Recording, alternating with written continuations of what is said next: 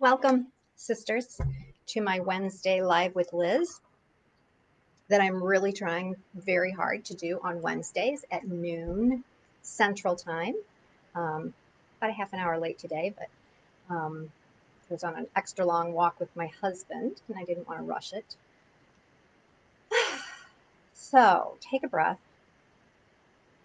I've been coming to you weekly trying to offer some training, some recommendations on how to become a more effective giver, to kind of step up and into your magnificence around becoming a philanthropist or a humanitarian or a change maker, whatever it is that you're drawn to and desire. But today I just felt a need to come unscripted and without really a plan and just chat, um, to check in on you and see how you're doing. And, I know things are really tough for a lot of people. And it's not just, obviously COVID and the state of the world, and in the US, the upcoming election, I know, is causing a lot of stress, anxiety, division. But it's that, all of that, which is kind of this underlying foundation of stress, along with whatever is happening in your personal life. I'm on camera a lot, I'm on Zoom a lot every day with women from around the world. And every so often, somebody just kind of breaks down. It just has to release, because things are just so hard. A lot of it's taking care of, you know, elderly parents, trying to juggle homeschooling with a career and on and on. It's just a lot. Um, I have been personally in a good situation. Everyone in my immediate family, my husband and two kids, are healthy. Um, But I have a mom who's 93 years old. She lives in a retirement center in Florida, and it's essentially been on lockdown for months. She has not seen any of her kids or anyone outside of the retirement center. Even at times, even in the retirement center, she could only stay in her own place or see one or two people.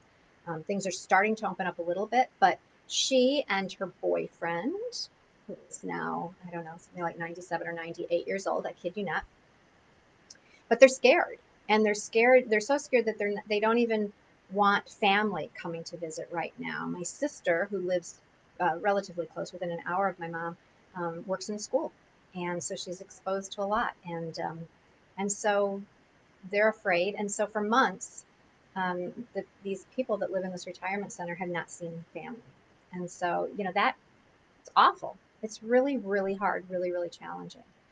I have another one of my best friends whose father passed away recently. And so, of course, they did their best and did an amazing job of paying respect and having a funeral. But, I went to the funeral. We couldn't sing. I mean, can you imagine? Like, it's craziness. We couldn't sing. There was no, it was so limited in what we could do. But they did their best to pay the respects and honor him in the way that they wanted to. And it was beautiful. It was beautiful for what it was. I have another one of my best friends who's just she has had knee surgery recently. She has a son who's dealing with mental illness.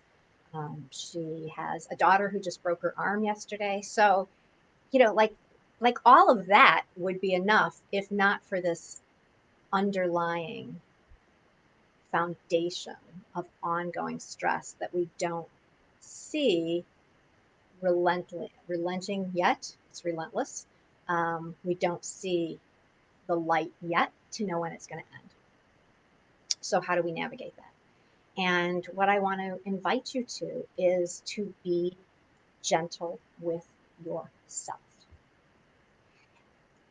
And especially if you're ambitious, like I tend to be extra gentle with yourself.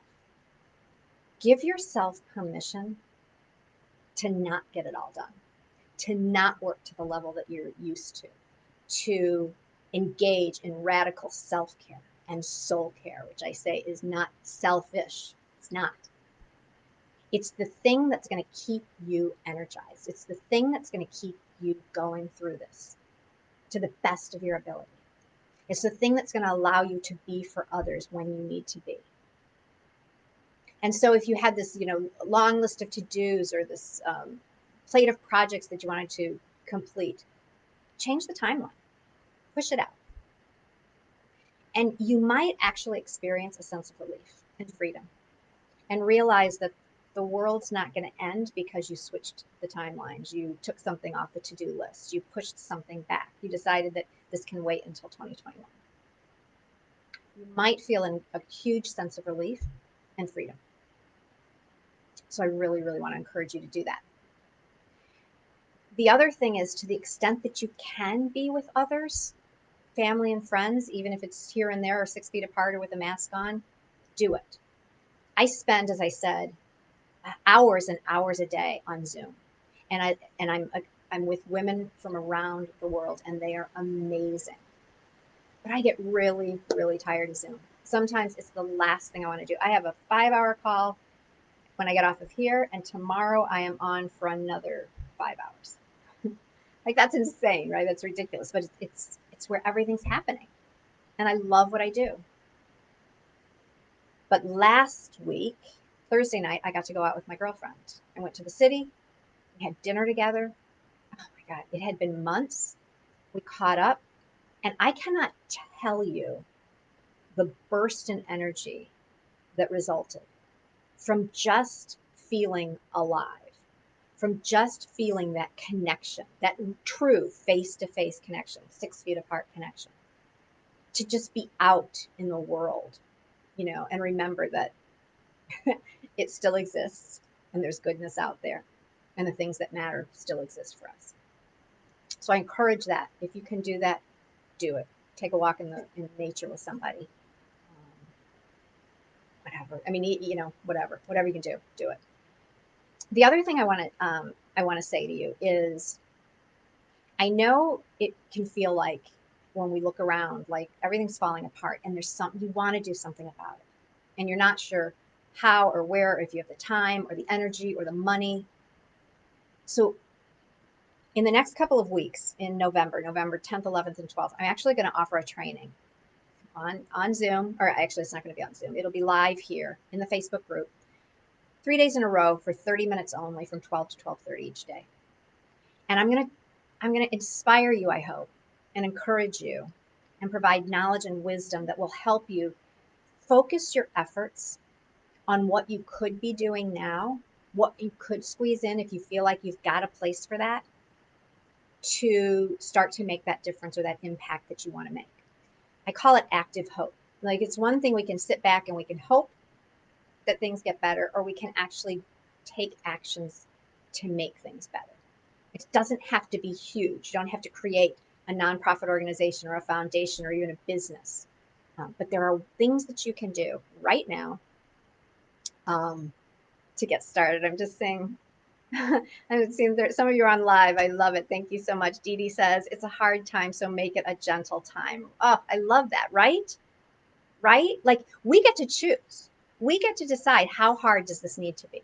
We really do. We may not think so, but we do, by the choices we make and the perspective that we have. So yeah, I love that. Thank you, Dee Dee. And then Diane says, can't wait. Diane's going to be there for sure for the training. Diane's one of my buddies in our coaching group. So I'm really excited for that. But yes, we're going to talk about what you can do now, because there's something that happens when you start to take steps to make changes, to give back, to do something good that's bigger than you. The energy starts to rise within you, and you're going to start to feel more hopeful. You're going to start to feel the cells activating within your body, and you're actually going to start to build your immunity, to strengthen your immunity.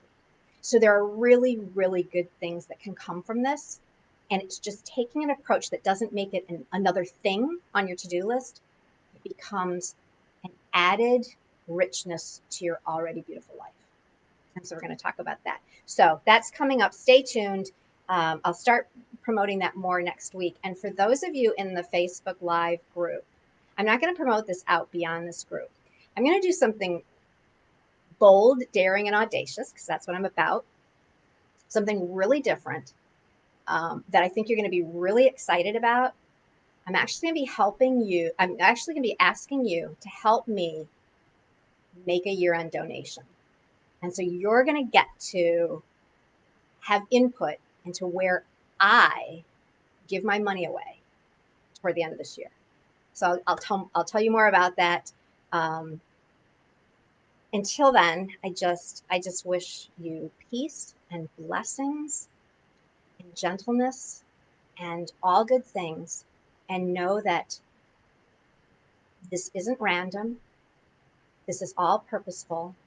The breakdown is leading us into something better and more beautiful. And together we can co-create that new future. And I am so honored to be on the path with you. So be bold, be daring, be audacious, and I will see you again soon.